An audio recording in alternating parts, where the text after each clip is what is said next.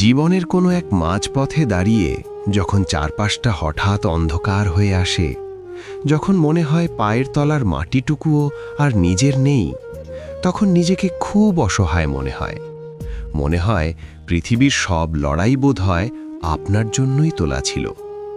দেয়ালে পিঠ ঠেকে যাওয়ার সেই মুহূর্তগুলোতে আমরা প্রায়ই থেমে যাই, আকাশের দিকে তাকিয়ে ভাগ্যের দোহাই দিই।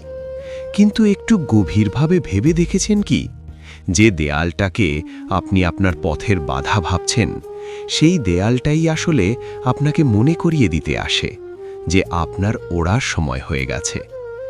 আয়নার সামনে দাঁড়িয়ে যখন নিজের ক্লান্ত মুখটা দেখেন, তখন কি কখনো নিজের যোগ্যতার ওপর সন্দেহ হয়েছে? মনে হয়েছে কি যে কাশ যদি আরেকটু সময় পেতাম, যদি নিজেকে বদলে ফেলতে পারতাম? শুনুন, আফসোস তাদের জন্য যারা হারিয়ে যাওয়া জিনিস আর ফিরে পায় না। কিন্তু সাফল্য, অর্থ আর সম্মান এগুলো এমন এক শক্তি যা বারবার অর্জন করা যায়। তাই যা হারিয়েছে তার জন্য শোক পালন না করে যা পেতে পারেন তার জন্য আজই উঠে দাঁড়ান। আমরা বড় অদ্ভুত, অন্যের সাজানো বাগান দেখে নিজেদের মরুভূমিকে অভিশাপ দিই, অথচ ভুলে যাই সৃষ্টিকর্তা প্রতিটি মানুষকে এক একটি আলাদা রং দিয়ে তুলি দিয়ে এঁকেছেন। আপনার ভেতরে এমন এক অজেয় শক্তি লুকিয়ে আছে যা পৃথিবীর আর কারও নেই।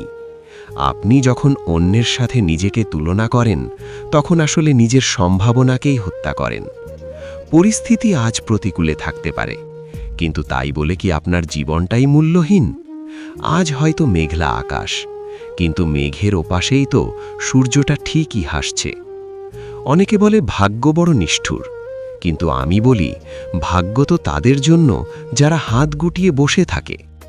আপনি যখন ঘাম ঝরিয়ে মেহনত করেন, তখন ভাগ্য নিজেই আপনার কাছে হার মানে। আপনার প্রতিটি বিফলতা আসলে আপনার সাফল্যের গল্পের এক একটি অধ্যায়। আপনি যখন বারবার পড়ে গিয়েও আবার উঠে দাঁড়ান, তখন পৃথিবী আপনাকে কুর্নিশ করতে বাধ্য হয়। হতাশা কোনো সমাধান নয়, বরং এটি একটি মায়াজাল যা আপনাকে ডুবিয়ে রাখতে চায়।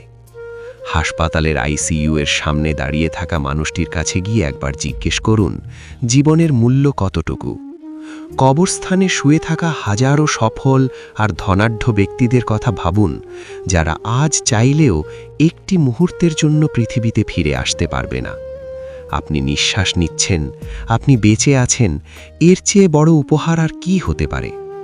আজকের দিনটি আপনার কাছে একটি নতুন সুযোগ।